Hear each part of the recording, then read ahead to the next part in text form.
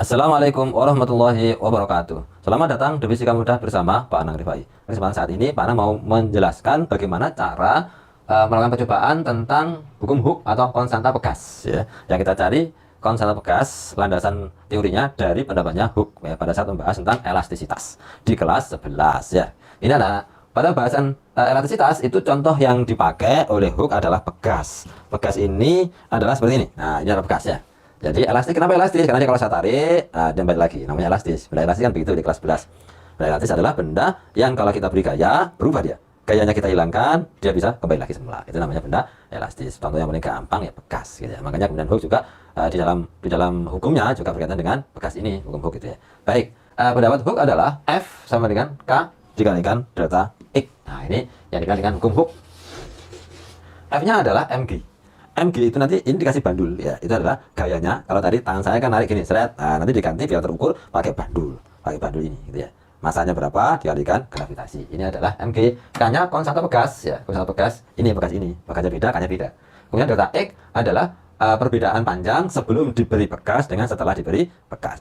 Sebelum diberi bandul dengan setelah diberi bandul. Makanya nanti di sini saya berikan X1, ini maksudnya adalah panjang Pegas sebelum diberi bandul. X2 adalah panjang Pegas setelah diberi bandul. Kalau kita selisihkan jadinya delta X kan begitu.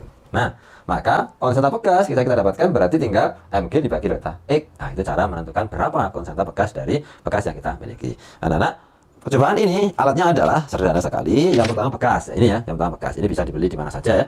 Nah, kemudian yang kedua adalah penggaris, ini ya. Karena nanti untuk mengukur berapa panjangnya, kita pakai penggaris. Kemudian yang ketiga adalah statif, ini ya. Statif ini hanya untuk meletakkan Pegas ini agar bisa menggantung gitu aja ya. Jadi bisa diganti apapun boleh ya. Jadi paku ditempelkan di dinding ya boleh. Pokoknya pakunya agak panjang begitu ya, sehingga tidak nyentuh ke dinding. Nah, kemudian yang berikutnya adalah beban. Nah, beban ini karena percobaan ini di petunjuk praktikumnya ini ada 4 kali percobaan, sudah ditentukan semua. Pertama kali 50 gram, nanti kita jadikan kilogram ya. 60 gram, 70 gram, 80 gram. Kan kalau beli bandul bercelah namanya ini ya. Ini ya, ada celahnya begini ya. Ini mudah ya, tapi kalau misalkan enggak ya harus cari angka-angka itu, paling gampang pakai bercelah. Kenapa? Karena ini 50. Jadi ini tanpa apa-apa, tanpa tambahan apa-apa 50 gram sudah. Kalau ingin 60 tinggal ditambahi di sini ada tulisannya 10 gram, tambah begini. Nah, ini sudah 60 gram. Kalau ingin 70 gram tinggal diganti yang 10. Ini ada tulisannya 20 gram. Nah, ditambahkan. Maka ini ada 70 gram. Nah, begitu ya. Nah, kemudian 80 gram tambahin lagi yang 10 tadi. Nah, jadi 50, 20, 10, 80 gram. Kan gampang ya. Hanya menggunakan 3 bandul ya, yang satu 50-an, satunya adalah 20-an, satunya ada 10, sudah bisa kita padukan menjadi 4 macam percobaan. Nah, nanti saya akan lakukan 1 percobaan saja. Silahkan kalian di rumah itu bisa melakukan sampai 4 kali, 5 kali sembarang. Nah, hasilnya nanti semakin berkali-kali semakin bagus. Konstanta bagaimana? Hasilnya dijumlah dibagi 4. Ya, kalau 4 kali ya, maka rata-ratanya itulah konstanta Pegas yang kita miliki. Baik ya. Yang pertama adalah susunan alat seperti gambar sudah. Yang kedua adalah ukur panjang Pegas sebelum diberi beban. Nah, ukur panjang Pegas sebelum diberi beban itu bisa waktu gantung begini diukur berapa, atau misalkan ini dilepas kemudian kita ukur langsung aja begini juga bisa ya, sama 15 cm. Kita kembalikan lagi ya, 15 cm. Nah, sekarang 15 cm kita tulis di sini. Nah, 15 cm jadikan meter 0,15. Nah, kemudian lanjutnya adalah letakkan beban di bawah Pegas dan ukur panjangnya. Jadi ini 50 gram tadi ya, dimasukkan sini. Nah begini ya. Terus berapa panjangnya? Ini jangan sampai kondisi masih gerak, biarkan diam dulu. Makanya meletakkannya jangan dibuat main-main begini. Kalau main begini nggak bisa diukur ya. Jadi ini biarkan saja pelan, terus kemudian dia sampai diam. Nah, 50 gram ini ya, 50 gram. Kalau di sini diminta kilogram, maka 50 kali 10 pangkat min 3 kilogram. Pakai min 3 ya. Ingat jangan sampai nggak ada min 3-nya, salah karena dalam MPS kita ya. Nah, F-nya gitu ya, F-nya ingat, F itu adalah mg ya. Mg berarti besarnya adalah 50 kali 10 min 3 kali 10 dikalikan 5 kali 10 min 1 sama dengan 0,5 Newton, 0,5 Newton ya. Oke.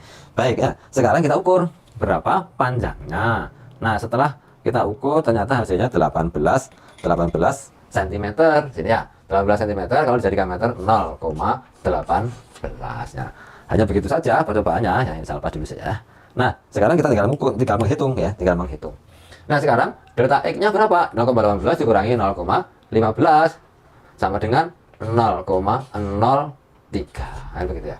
Nah, sekarang K-nya berapa? Nah, tadi F-nya sudah kita hitung kan, hanya sekian, maka kita dapatkan bahwa K itu sama dengan mg kemudian atau F ya per delta X. Nah, jadi mg-nya adalah ini. Nah, 0,5 Newton, 0,5 dibagi delta X-nya berapa ini? Ya, 0,03. Nah, hasilnya kita dapatkan bahwa 16,6 satuannya adalah Newton per meter. Kita tuliskan di sini 16,6. Nah, nanti melakukan percobaan yang kedua gitu ya. Yang kedua hanya dengan masanya dirubah, bukan 50 tapi 60. Semuanya seperti tadi menghasilkan K2. Yang ketiga juga masanya diganti 70. Semuanya dihitung, akhirnya kemudian menghasilkan tertentu. Kemudian yang keempat 80, semuanya menghasilkan tertentu. Kalau sudah dapat K1, K2, K3, K4 dijumlah terus dibagi 4, itulah konstanta dari bekas ini.